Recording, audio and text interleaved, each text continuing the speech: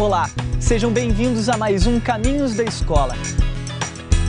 Ser professor no Brasil já foi sinal de status, profissão que inspirava e merecia respeito da sociedade. Mas não é de hoje que essa carreira anda desvalorizada. Baixos salários, falta de investimento e incentivo à melhora profissional e em cursos de atualização. O programa de hoje vai mostrar que a melhor forma para recuperar o prestígio da profissão e melhorar a qualidade de ensino é investir na formação dos professores.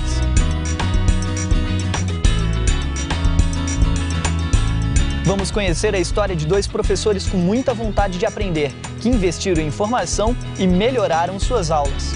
Não pensei em objetivos diferentes nem para mim, nem para meus alunos.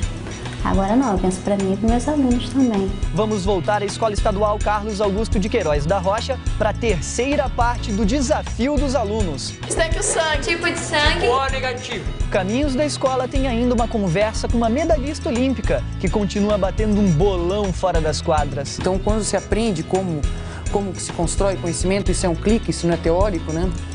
Aí você aprende qualquer coisa na vida, né?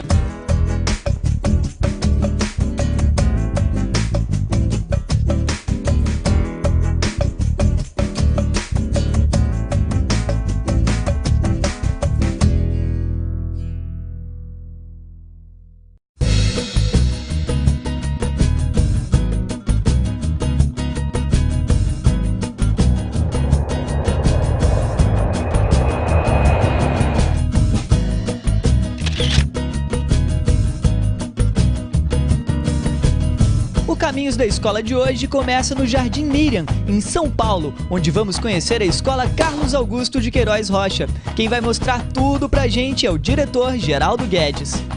Quantos andares são de escola? São 4, né? Os dois superiores são salas de aula, o primeiro andar que fica o refeitório e esse pátio onde fica a secretaria e a área deles de recreação.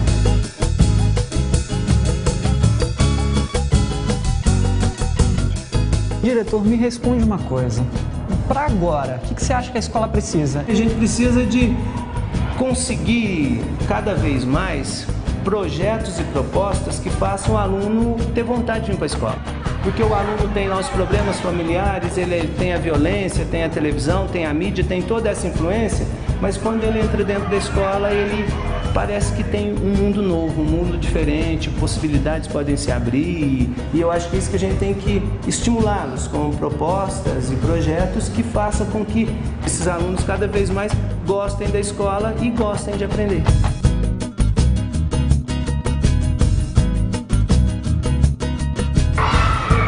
Ser professor não é apenas falar numa sala cheia de alunos. Saber passar conhecimento é um dom que se aprende e se aprimora.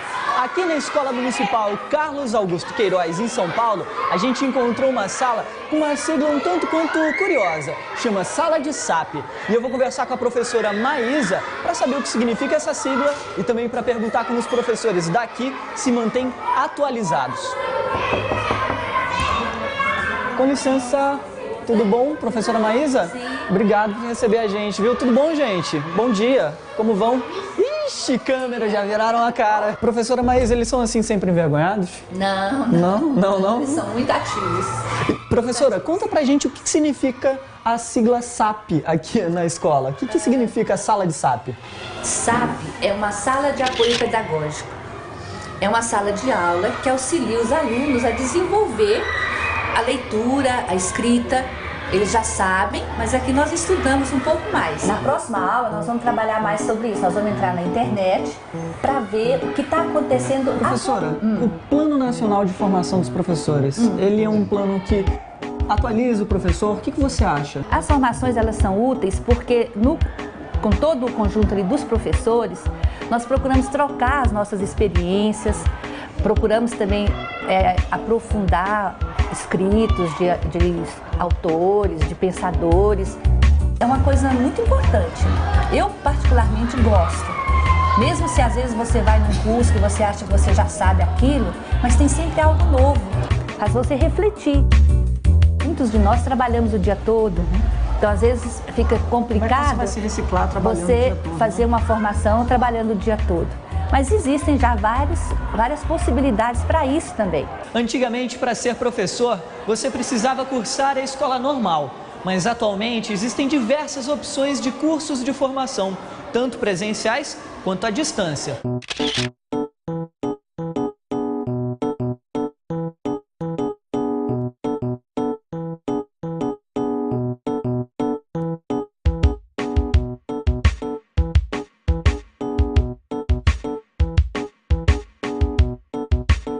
Esse Plano Nacional, Plano Nacional de Formação de Professores, eu acho que ele tem uma vantagem sobre os planos anteriores. Primeiro, a gente tem uma política, tem um plano, né? E por outro lado, esse plano está reconhecendo de alguma maneira que as necessidades são diferenciadas.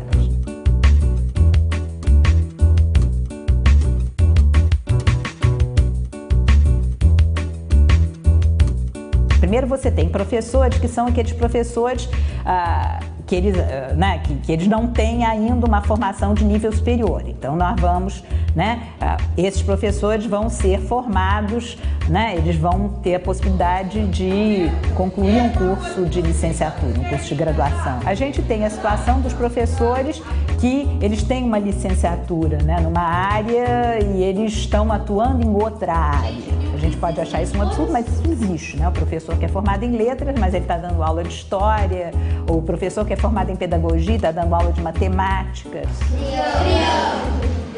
Uma terceira categoria que são aqueles professores que não têm uma licenciatura, que às vezes até têm uma formação em nível superior, mas não têm uma formação específica.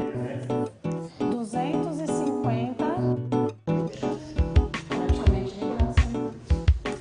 Só que aí você tem que potenciar. Não tem jeito, tem que correr atrás mesmo. Tem que pensar que quanto mais preparado estiver o professor, melhor é o aprendizado do aluno. É o caso da Valdissaia e do Flávio. Eles são 2 professores da rede pública de ensino e estão buscando uma formação constante para oferecer mais qualidade de ensino para os seus alunos.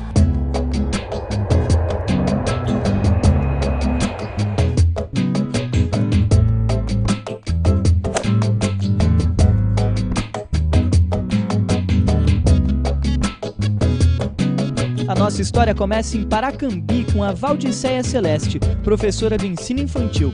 Ela resolveu que era hora de voltar à sala de aula, só que dessa vez como aluna. Eu me chamo Valdissaia Celeste, Eu não tive educação infantil, não passei por educação infantil. Quando eu entrei na escola, na primeira série, eu tive uma professora que eu, muito carinhosa, que soube lidar, com a turma, Então eu me encantei com o jeito daquela professora e comecei a querer ser professora, Eu tinha 7 anos. Eu quis ser professora, falei que ia ser professora. Eu fiz já o 2º grau, formação de professores. E assim eu comecei a ver um outro lado da educação, A começar a ver a importância da criança estar aprendendo. Vamos contar as meninas? Vamos lá? 1, 2, 3, 4, 5, 6, 7, 8, 9. Quantas meninas vieram para a escola hoje? 4! Eu me formei em 94, voltei em 2002. Foi quando eu entrei na faculdade. Então eu senti que nesse intervalo eu não tive progresso, eu estabilizei. Não pensei em objetivos diferentes nem para mim, nem para meus alunos. Agora não, eu penso para mim e para meus alunos também.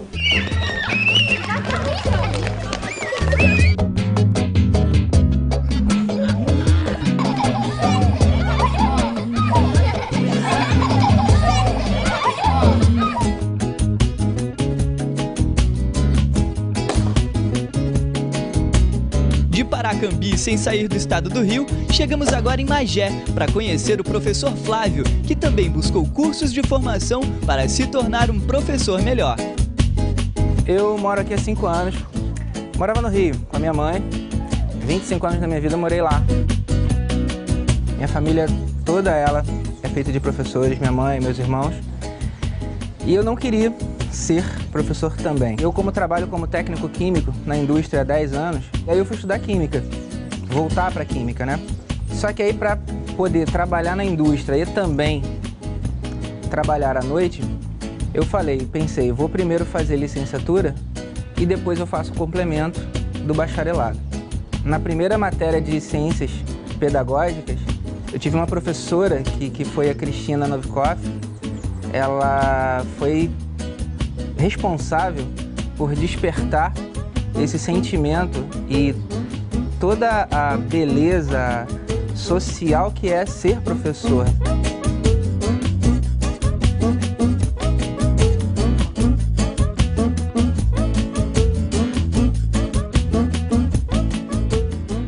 Hoje eu não penso mais em voltar para fazer o complemento do bacharelado, e sim em me especializar, como eu estou fazendo, como professor.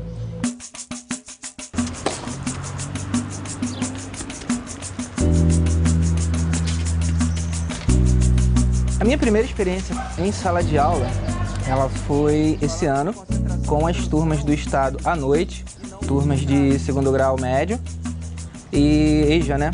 Ensino de jovens e adultos.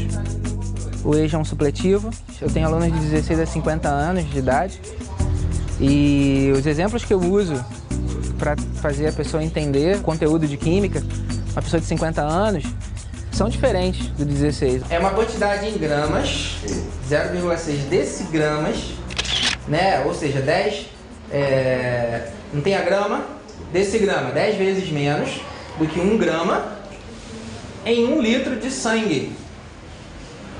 Então, mas o mesmo quanto que o cara bebeu aí para poder atingir. Pois mas é isso que eu tô querendo fazer vocês pensarem. Como é que talvez funcione essa relação? Do álcool oxigênio. Dá um palpite. Quem é mais leve? Química é uma matéria muito... se a pessoa não estiver ligada o tempo todo, não tiver um outro lado também para poder ver, é difícil. Na chegada do professor Flávio aqui no colégio, eu senti logo a mudança. Então ele faz a teoria e depois ele também passa os trabalhos aqui para a gente fazer. Já houve alguns trabalhos que ele mostrou para a gente na prática, muito bons, entendeu? E ele está inovando. Eu, como professor de Química, tenho condições, e aí me especializando cada vez melhor, de despertar neles esse interesse. Está sendo uma experiência muito boa.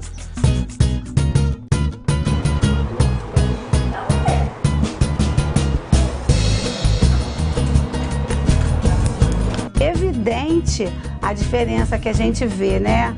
No caso do professor Flávio, de outros professores que continuam estudando, fazem uma pós-graduação, fazem outros cursos, ele traz novas experiências, tanto na prática como na convivência com outros profissionais, estimula, a gente se sente bem, a autoestima da gente melhora muita coisa. Eu acho que cada vez mais a gente tem essa certeza de que a formação do professor não se esgota naquilo que a gente chama hoje de formação inicial. E isso supõe, né, uma articulação cada vez mais, né, entre as instituições de formação e as escolas onde esse professor vai atuar, né, e não só, eu acho que ela não existe, como ela ainda não se configura como uma preocupação significativa dos poderes públicos. Você tem que pensar muito mais num processo de desenvolvimento profissional do professor, né, ao longo de toda a carreira dele, do que única e exclusivamente na formação inicial. No próximo bloco, nós vamos conhecer as escolas de formação desses dois jovens professores e refletir um pouco mais sobre a importância de uma formação continuada.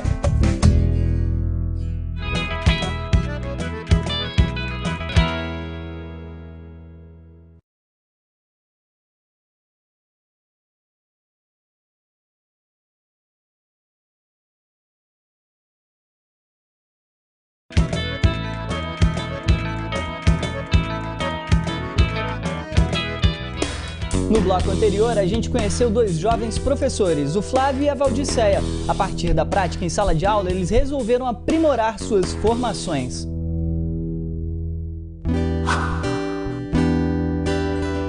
Minha rotina, ela é corrida. Eu acordo normalmente às 5, às 7 saio para trabalhar. Trabalho, como eu falei, numa indústria de 8 às 5. 3 vezes durante a semana eu saio às 5 e vou dar aula à noite no estado, em 3 escolas. Chego em casa 10, 10 e meia. No sábado tem a especialização que eu curso lá na UFRJ. É corrido, mas é prazeroso. A especialização, ela está trazendo um retorno muito interessante. Muitos dos vícios que os professores que têm lá junto comigo estudando enfrentam, de ter que mudar a forma de pensar, a forma de atuar, preventivamente já começo a me corrigir de agora. Como eu estou começando, eu já procuro não reproduzir aquele modelo de professor que eu tive em muitos dos meus professores. Mas foi aquele que conseguiu incentivar e transformar, ajudar a transformar. A ideia desse curso surgiu há mais ou menos uns 3 anos, em função de uma demanda que a gente recebia de professores e dos nossos próprios alunos do curso de licenciatura em Química, que eles queriam uma formação continuada. E fundamentalmente o que a gente queria desde o início era ter um conjunto de disciplinas que fossem capazes de discutir conceitos de química, fazer uma revisão de alguns desses conceitos, mas ao mesmo tempo se preocupando em como esses conceitos poderiam ser transmitidos no ensino médio, mas não ficar só em cima do conteúdo de química. A gente queria também que tivesse etapas de discutir pedagogia, discutir o próprio papel do professor dentro do processo de ensino e aprendizagem e discutir o que é ser professor, por que a gente opta em ser professor, né? E o que a gente pode fazer para transformar esse ensino que hoje é tão criticado. Incentivar. Esse é o principal desafio, mostrar ao aluno que ali tem um conhecimento, mas muito rico, muito importante e bonito e que pode ser aplicado para ele em vários momentos da vida dele.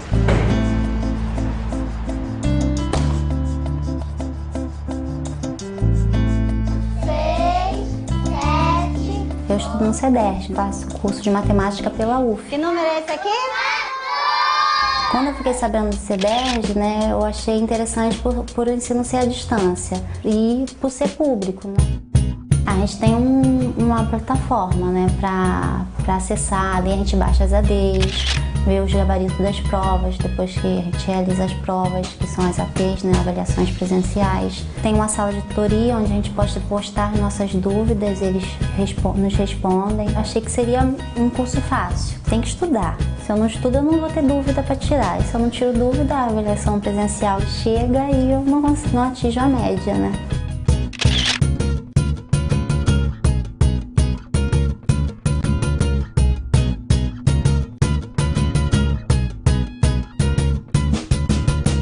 O projeto, né, desse educação à distância, assim que eu entrei, o que me apresentaram foi o seguinte, né, um professor lá da Universidade Federal Fluminense queria organizar o material, que vai preparar as avaliações, que vai dar realmente suporte de professor para todos os alunos do estado inteiro. E o tutor é aquele que vai acompanhar o grupo de estudo, que vai tirar dúvidas dos alunos, que vai acompanhar um aluno que está longe da universidade. A nossa realidade aqui, a maioria do pessoal não é aqui de Paracambi, é da região, então o pessoal vem de longe e a oportunidade que eles têm pelo trabalho, pela rotina, é vir ao sábado. Então a gente tenta ofertar todas as disciplinas, as tutorias no sábado e está funcionando. Os alunos têm participado bem.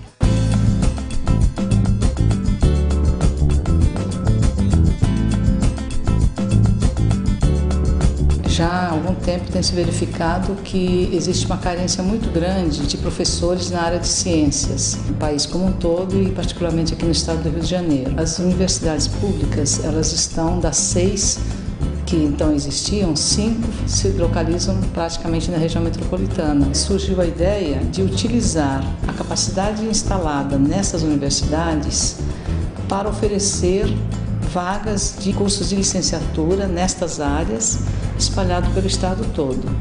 E a forma de fazer isso é através da educação à distância, porque você não tem como viabilizar campus avançado pelo interior afora, né? Que seria uma coisa extremamente onerosa. A educação à distância é uma modalidade de educação que se pressupõe que o seu aluno, né, no meu caso é o professor, ele não está vinculado, ele não está presente na sala de aula junto com o professor, né? E além disso ele cria a flexibilidade temporal, né? Uma é espacial, a outra é temporal, no sentido de que ele pode criar o seu próprio horário, criar a sua própria grade de estudos, né?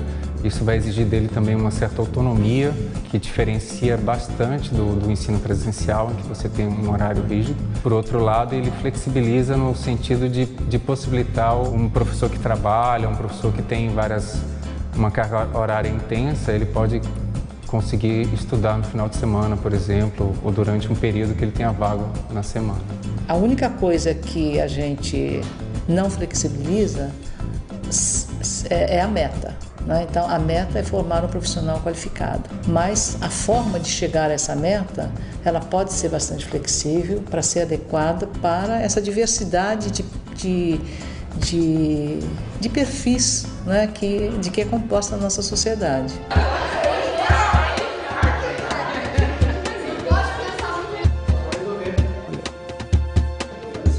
A qualificação do professor através de uma formação continuada é fundamental para que esse professor continue atualizado, conhecendo novas maneiras de se ensinar. Também proporcionar a esse professor uma formação mais filosófica, em que ele possa aliar o discurso científico com a análise sociológica do meio onde nós vivemos, né?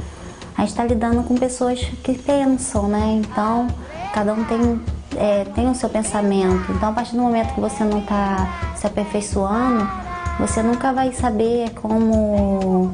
Sempre está levantando projetos para que você possa estar atingindo aquele aluno. A profissão de professor é uma das poucas, se não for a única, que pode mudar a vida de alguém.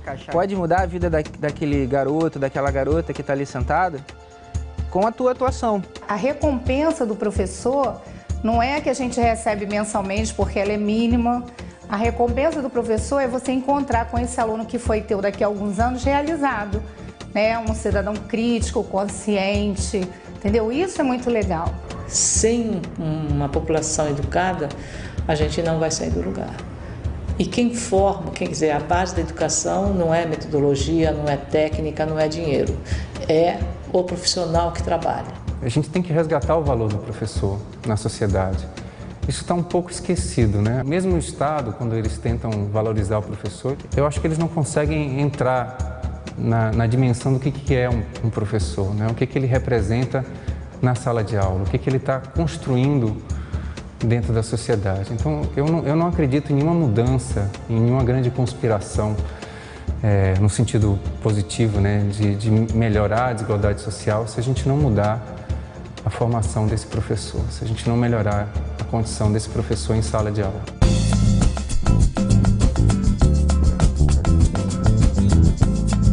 Aqui no Brasil, de uma forma geral, o professor ele não está vinculado a uma escola específica, né? O professor é do Estado, o professor é do município, né? Então a gente percebe uma circulação muito grande dos professores, né? Ele não constrói aquele vínculo com aquela instituição escolar específica. Eu acho que não dá para a gente pensar, né, a questão da melhoria da formação do professor sem a gente pensar a questão da melhoria da qualidade da escola. A escola tem que ter espaços, né? Tem que ter tempos para que os professores se encontrem, para que os professores socializem o seu trabalho, né? Para que eles possam efetivamente trabalhar em equipe, trabalhar em conjunto, né? E isso a gente ainda não percebe como uma preocupação, né, dos poderes públicos.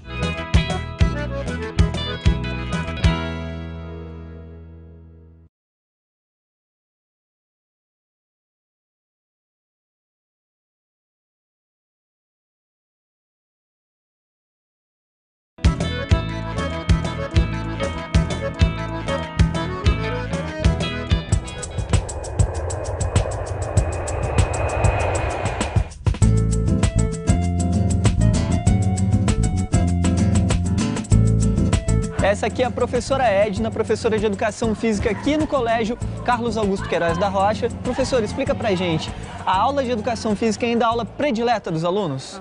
Com certeza, né? Quando não tem aula de Educação Física, eles ficam muito bravos. Eles gostam sempre de praticar esporte, se reunir em grupo. Qual a importância do esporte na educação, na tua opinião? Educação Física, o esporte em geral, ele desenvolve tanto a parte motora, quanto a parte afetiva, quanto a parte social, é um desenvolvimento global do indivíduo. Você lembra da Olimpíada de Atlanta, 96, a seleção feminina? Lembro alguma coisa. coisa. Você comemorou alguma coisa, professora? Sempre esportes assim diferentes do futebol eu sempre acompanho, né? E eu vibro bastante. Achei interessante para eles. Então acho que você vai gostar muito da visita que a gente trouxe para o colégio. Essa atleta estava na seleção brasileira que conquistou a primeira medalha olímpica no vôlei feminino na Olimpíada de Atlanta.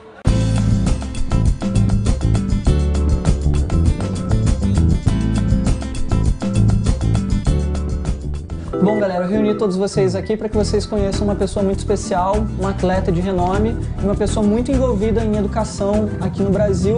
Por favor, uma salva de palmas para Ana Moser.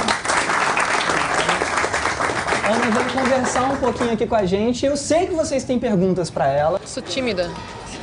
A câmera me inibe. Meu nome é Douglas. Ana Moser, eu tenho uma pergunta para fazer para você. Eu queria saber se durante sua trajetória tu sentiu assim um momento que deu mais dificuldade para ti assim? Quando eu virei atleta, né, profissional, isso eu tinha 16 para 17 anos. Eu joguei em Blumenau até essa época, né, estudava e jogava, né, tinha vida normal, só que eu também jogava, treinava à tarde, treinava à noite, ia para a escola de manhã. E aí eu, com 16 para 17, um time de São Paulo, profissional, me chamou para jogar, eu e minha irmã. E aí foi o primeiro choque, né? Quer dizer, aí eu virei atleta, né? Já ia para a seleção brasileira, então ficava concentrada há meses, né? Treinando e só treinava de manhã à tarde, né? Eu demorei mais 2 anos para acabar o ensino médio, né? Quase impossível estudar. Mudou totalmente a vida, né? Aí eu virei uma profissional com essa idade. Como é que você entrou no vôlei? Como é que você decidiu que esse era o esporte da sua vida? A coisa não foi assim decidida, né? Eu comecei a jogar com 7 anos. Sou de Blumenau, de Santa Catarina, uma cidade pequena, né? E que tinha esporte na cidade, entendeu? Minha família gostava de esporte, fiz esporte em clube na cidade e fiz esporte na escola. Eu não fiz só vôlei, eu fiz vários esportes. Atletismo eu fiz mais sério, mas eu fazia handebol, natação, jogava tênis de mesa até. O negócio era competir. O negócio sério. Então eu era uma pessoa, né? Uma pessoa ativa que gosta e tinha todo o ambiente para ajudar. Enfim, aí jogava na cidade, jogava pela escola, jogava pelo clube, jogava lá em Santa Catarina, campeonato infantil, campeonato juvenil e tal. E às vezes isso falta um pouco hoje em dia, né? O fazer pelo prazer do esporte, né? E pelo benefício, né? É legal, é divertido, a gente faz junto com outras pessoas, então, né? Desenvolve, né? Ali um círculo de amizades. Tal, essas coisas, né, que são legais do esporte, às vezes o profissionalismo tira um pouco desse romantismo, né?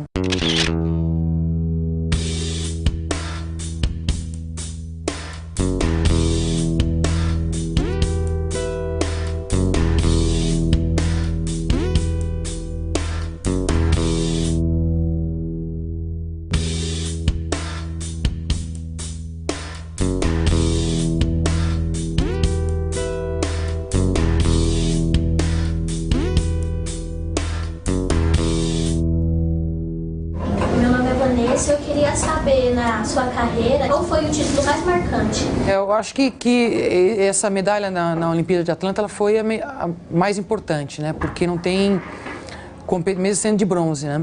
Porque não tem competição mais difícil, né? E mais importante do que Olimpíadas. Mas eu tive outras medalhas, né? Eu acho que foi assim, a primeira medalha importante foi uma medalha de ouro no Campeonato Juvenil, em 87, né? Que foi o primeiro título mundial do vôlei brasileiro.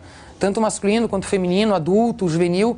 Aquele time lá tinha a Fernanda Venturini, tinha a Márcia Fu. No fundo, assim, a medalha de ouro às vezes é o que mais fica, né? O que é legal do esporte é você ter conquistas, né? 6 vezes campeã paulista, 4 vezes campeã brasileira e 5 vezes campeã sul-americana. Com certeza absoluta? Essa eu tenho, e campeã mundial. Precisa se dedicar, entendeu? As coisas não vêm de graça, você precisa construir as coisas, né? Tanto no esporte, né? Precisava treinar, precisava aprender a técnica bem, né? Precisava fazer preparação física, né? Para estar forte, né? Na escola tem que estudar, tem que buscar o além da escola, não só aprender a matemática direitinho, né? Mas também aprender a se relacionar bem com as pessoas, aprender a se comunicar. Trabalho em equipe. Aprender a construir junto, né? Isso é super importante. Para aprender a conviver, você tem que entender um pouco, né? Se entender e entender um pouco o colega, né? Porque todos estão diferentes, né? Então, A gente vive hoje um mundo de diversidade, precisa aprender a lidar com isso. Tem que estar esperto, tem que buscar, enfim, pensar no no que eu gosto, no que eu quero, né? No que eu preciso, no que eu posso, né?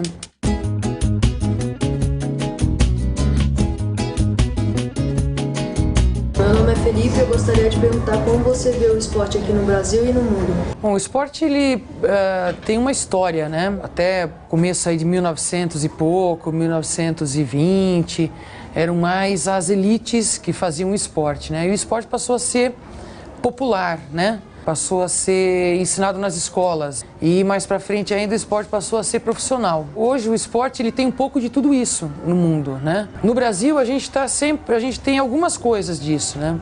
A gente tem o negócio, né? A gente tem o esporte profissional, que é só para poucos. Falta mais, né, estímulo e educação até para as pessoas praticarem esporte para a saúde. E falta também melhor o esporte na escola.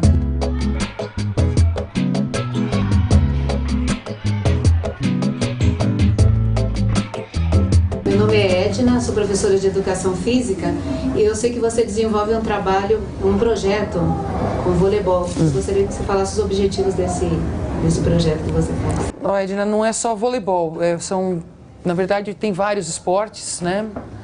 E dependendo do interesse, né, pode ser qualquer esporte, né? O tipo de modalidade independe, né? O que a gente trabalha é o processo educacional do esporte, da atividade motora. É o Instituto Esporte Educação, né, que tem 8 anos de atividade. São mais de 120 professores contratados, professores estagiários contratados, fora outros professores de municípios como Sorocaba, Itatiba, né, que são do município, né, mas trabalham em núcleos, né, que a gente coordena. E tem outros projetos, a gente também viaja o Brasil fazendo um projeto que é a Caravana do Esporte, que a gente leva atendimento e curso para professores em municípios pequenos do semiárido, do centro do Brasil, a periferia dos grandes centros aqui de São Paulo. E a gente faz muitas formações para professores em projetos com o Unicef. Então a gente trabalha uma metodologia que é o esporte para todos, né? E que vai em cima de um planejamento educacional que envolve as atividades motoras, envolve também as questões culturais, as questões de saúde, as questões de cidadania, as questões do protagonismo, especialmente dos jovens, né? A gente fez até uma avaliação, né, que fez uns questionários com as crianças e tinha essa pergunta: o que você quer ser quando crescer? E aparecia a resposta, né? Eu quero ser Ana Moser. Depois de um tempo, a gente foi trabalhando, né?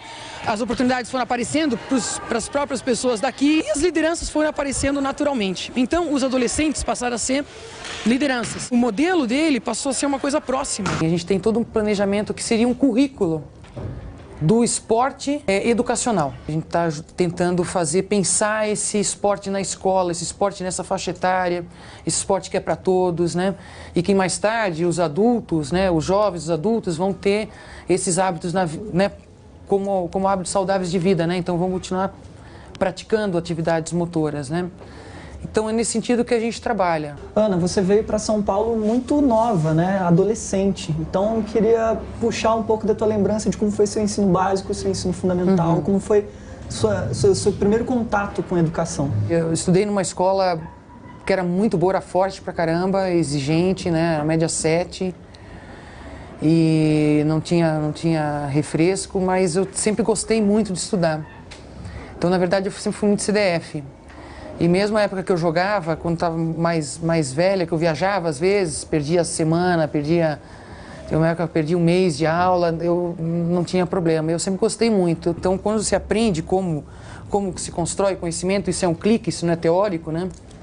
Aí você aprende qualquer coisa na vida, né? Ana, brigadíssimo pela tua presença aqui no programa Caminhos da Escola, viu? Muito obrigado mesmo. Valeu, obrigado a vocês. Meu nome é Jovelino Fabiano, estou no 1º ano e eu nunca entendi porque o céu é azul.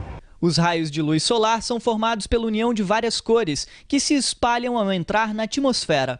Por ter um comprimento de onda mais curto, a cor azul é distribuída de maneira mais eficiente do que as outras, deixando o céu azulado.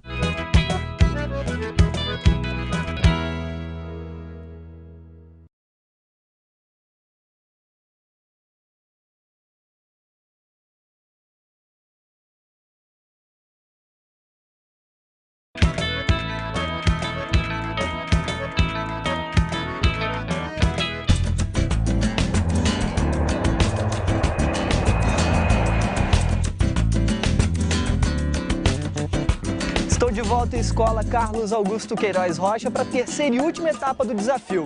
Hoje, os alunos vão ter que terminar a campanha, aprovar com o cliente, que é o Dr. Cássio, e veicular os spots na rádio da escola. Vamos dar uma olhadinha para ver como é que eles estão saindo?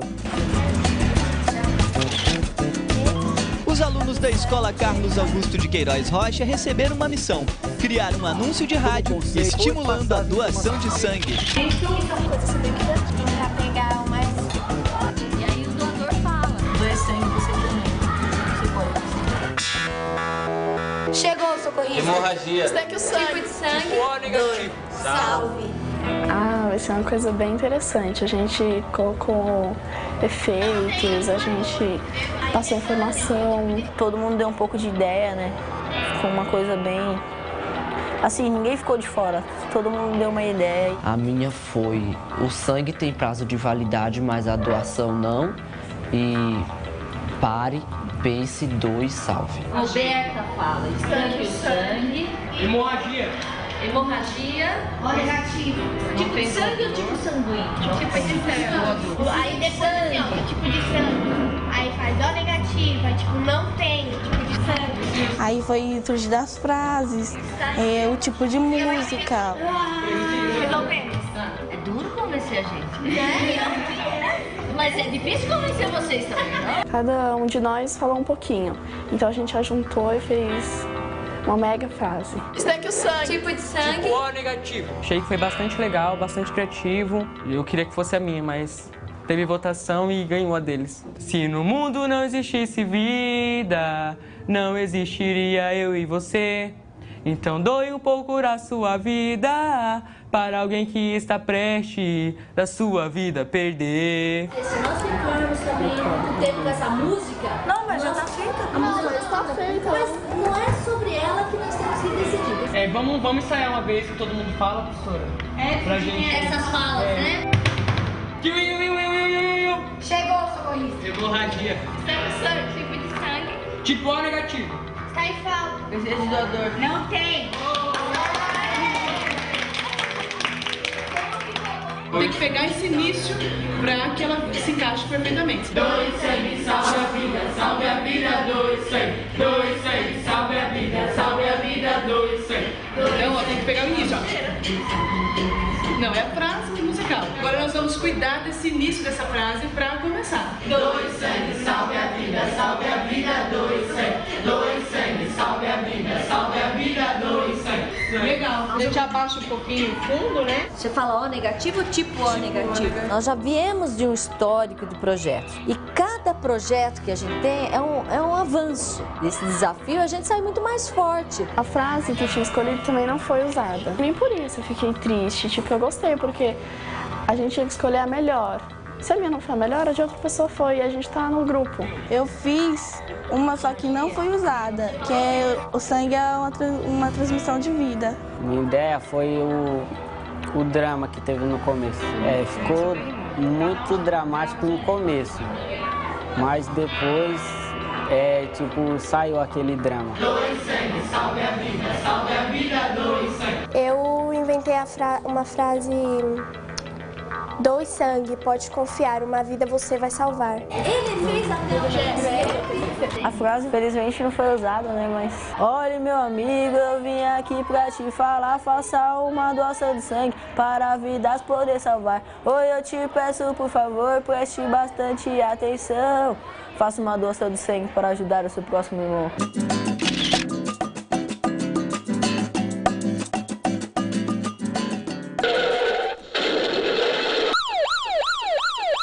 Chegou o socorrista. Hemorragia. Estanque o sangue. Tipo de sangue. Tipo O negativo. Não tem. Desejo de doador. Pare. Pense. Doe. Salve. Doe sangue, pode confiar, uma vida você vai salvar. Eu gostei, achei que no processo vocês fizeram perguntas bem pertinentes, perguntas interessantes, muitas delas eu acho que é da maioria das pessoas que vão escutar essa propaganda. E eu acho que foi um bom trabalho que vocês fizeram. Eles vão ser multiplicadores, eles vão passar de sala em sala, eles vão capacitar os outros alunos, todo mundo vai ficar informado sobre como funciona um banco de sangue, porque é importante doar sangue. Então isso daí vai ser uma sementinha que vai se multiplicar. Doe sangue, salve salve a vida, dois sangue. Professor, falta sangue? Sim, muitas pessoas não dão por falta de informação.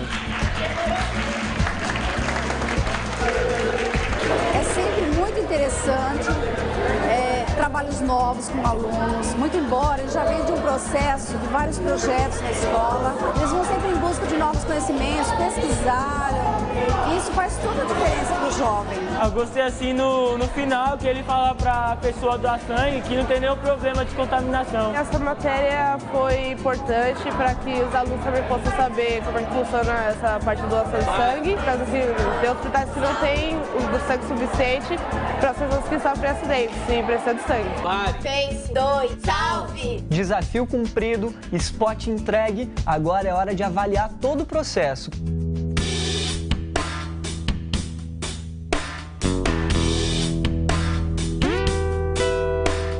Locução. Nós vamos dar uma nota de 0 a 2, pois nós vamos somar cada item. Vocês acham que a locução, o trabalho todo de locução, das frases, né, que cada um falou, essa locução foi razoável, boa, como ela foi? 2. 2, todo mundo acha que é 2? Você me acha? Nota 2, locução tá... Bom, né? Sim. Tá perfeita. Qual é o próximo? Comunicação com o ouvinte. Pode ter sido um texto muito formal, que não dialoga com o ouvinte e ele acha uma coisa que não dá nem para entender direito, ou pode ser um texto coloquial, de uma linguagem simples, com toques de originalidade, que deu para todo mundo entender. Eu acho um e-mail. Um e-mail. Um e-mail? Um e-mail, eu acho. Um e-mail? Chegou assim, a perfeição, né? Mas por que um e-mail? Eu sei por quê. Por quê? Então Por fala quê, pra quê? Porque assim, a fala que a senhora disse foi muito boa, mas eu acho que o som, as carreiras que teve parte que ficou mais alta e parte que ficou mais baixa, isso desregulou um pouco. Por isso um e-mail, então. O próximo? Correção da linguagem. A peça com 3 ou mais erros de sintaxe, concordância, vocabulário, ou a peça sem erros de vocabulário? 2. Originalidade. Foi uma peça que parece cópia de um material que a gente olhou e copiou igualzinho, ou nós criamos tudo totalmente sem copiar de ninguém? 2. Conteúdo. Tem alguma coisa nesse conteúdo que a gente colocou que não foi importante, que a gente não queria comunicar? Ou tudo que a gente colocou, todo o conteúdo é relevante, com destaques, que não estão presentes em materiais mais comuns? Tudo que a gente queria dizer. 2. Por quê? Não, peraí, vamos entender a opinião dos que não concordam com a nota. Eu não gostei do funk, eu falei isso, mas a maioria ganhou. Tudo bem que é um funk que não fala palavrão nem nada, mas eu não gostei do ritmo, me dá dor de cabeça, funk. Então, Marcos, você falou que você não gosta do funk. Do funk eu também não gosto, que você sabe que gosta de rock. Mas é que tá, a professora não se referiu ao ritmo da música, e sim a letra que se tratava. E a letra que se tratava era falando sobre a doação de sangue. E isso foi o que contribuiu, e não o ritmo, porque o ritmo não vai, cada pessoa tem um gosto. E o seu gosto é um igual o meu é outro. Mas isso é a letra que tá definindo. A professora disse que se a gente concordou e achou que alguma coisa ficou demais ou alguma coisa ficou faltando. Eu não gostei do funk. Cada um teve o direito de dar sua nota, deu um e-mail, é a minha nota, ela perguntou a nota individual de qualquer uma pessoa e eu dei a minha.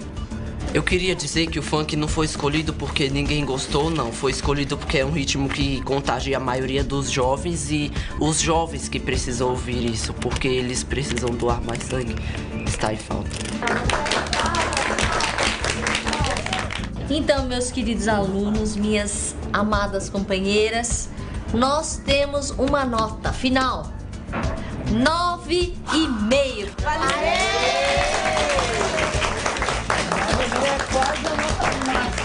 E o pontinho, porque nós achamos que nós demos um pequeno deslize, mas para quem tinha um desafio gigante de em 30 segundos colocar uma mensagem realmente impactante sobre doação de sangue, nós conseguimos. A gente aprendeu muito. No começo a gente não sabia nada. As pessoas perguntavam e a gente não sabia o que falar. Aí a gente começou a pesquisar e a gente começou a saber muitas coisas, muitas. Para mim, a vida que ficou de importante é porque eu aprendi mais coisas e isso sempre ajuda mais. Outra coisa também foi o trabalho em grupo, que a gente trabalhou bastante em grupo, ninguém ficou para fora. Todo mundo ajudou, todo mundo fez um pouquinho do trabalho e no final deu tudo certo, a gente juntou bastante informação. Foi uma coisa bem interessante e assim, a conclusão que eu chego é que isso vai valer muito pra mim no futuro. Eu acho que o que saiu foi o melhor que a gente pôde fazer, todo mundo deu suas ideias, todo mundo falou. Eu pensava até que ele não ia gostar, mas no final gostou. Eu aprendi bastante, trabalhar em grupo. E eu achei muitos amigos bons, assim mesmo, que se pode confiar. Esperamos que o próximo ano o pessoal continue com esse projeto. Nunca vou esquecer esse momento e eu pude aprender também que como o sangue é importante, bem importante para nossas vidas.